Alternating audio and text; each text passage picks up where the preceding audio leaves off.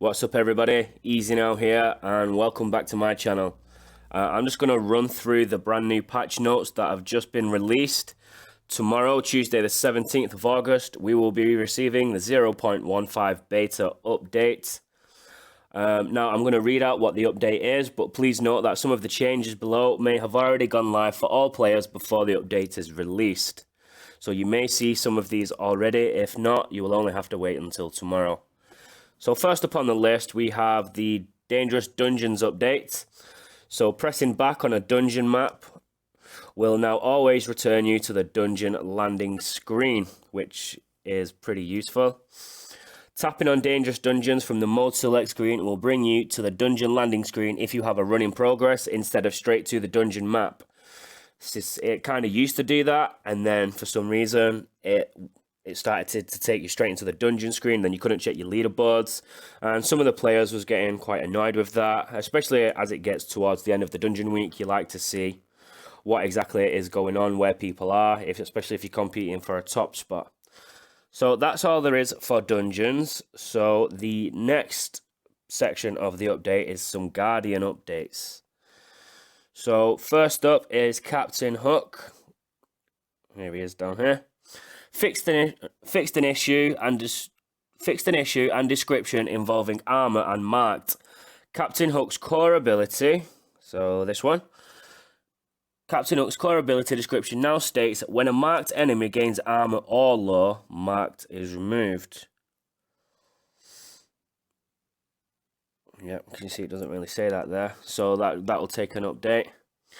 The next one is Maleficent. We don't really need to go into her profile. Fixed an issue that was causing the instant shock from Maleficent's core ability to deal double damage. So that's a little fix to the core ability. Merida fixed an issue with the special description, with the special damage description for both Guardian and Fractured Merida, which was listed as 300%. Where is she? Which was listed as 300%. The damage is now correctly described as 400% for Guardian Merida and 200% for Fractured Merida. Okay, so the next one is Jack Sparrow. There he is.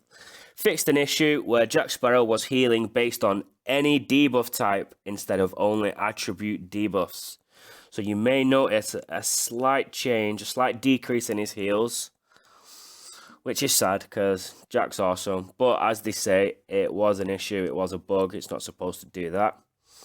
Okay, so that's it for the individual Guardian ones. But this is some really great news, guys, especially for the OG players that have been playing for quite a long time.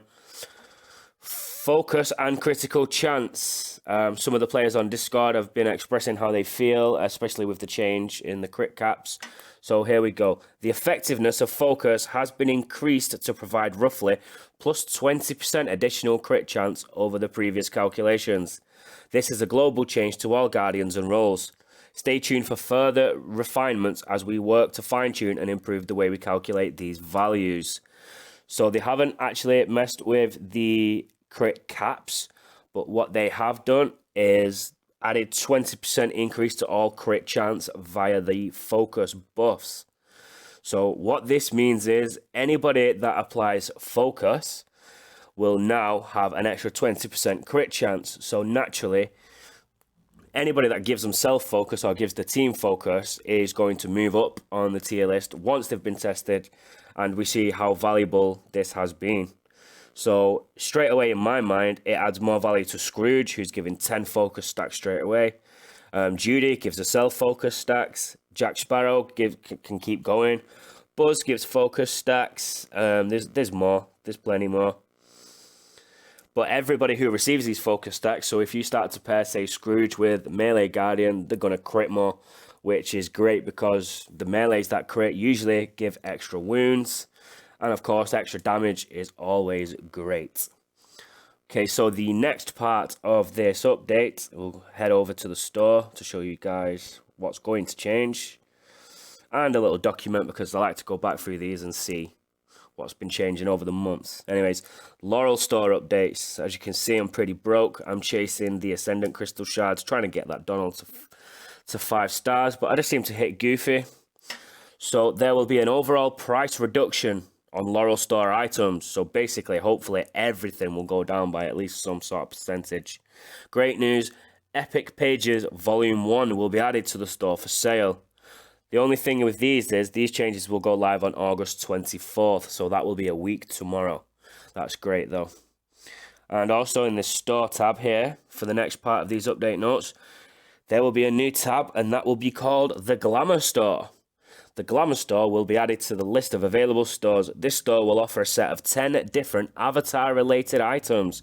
So you've got icons, frames, and the decorations that we have for a cost of either gold or orbs. The store's inventory will rotate on a monthly basis and contain new avatar-related items. So this is kind of cool. I would imagine for the avatars, there's going to be lots of all the things that we wanted in the game. Say like just the some of us suggested on Discord, like the ball from Toy Story. You know, all the things that wouldn't really play a part in the game, but they'd be kind of cool to have. I'm sure you guys can think of many more things that'll be there, but it'll be really good. And we know every month that it's going to change, so it just adds a little bit more personality to your profile. And I just hope it's not too expensive on gold, otherwise people won't really buy them, because with all the gold changes, as you can see, I've only got 324k. That if I decided to upgrade some talents, or when I get the next rank 5, that will be swallowed whole. That'll be gone. So yeah, that's going to be a constant struggle to manage the gold, but that's the ups and downs of everything. Okay, next up, for all you beginners, this doesn't really apply to most people unless you're brand new. But I guess, anyways, let's get into it. Tutorial improvements. In an effort to improve the game experience for brand new players, updates have been made to the game tutorial, including the following. So there's 5 bullet points here. Added and improved existing tutorials about how to use motes to level up a guardian. Updated tutorials about how to rank up guardians and where to find the materials to do so. Improved tutorial about dodging. Improvements have been made to that find more information for resources and guardian shards. Improvements have been made to recommended alliances. Okay, so yeah, great help for all the new players starting.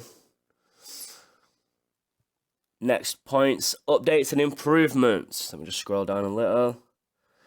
Fixed an issue where objective pop-ups would get in the way of collecting an objective reward. Yeah, you guys might have seen that over here on this right side of the screen.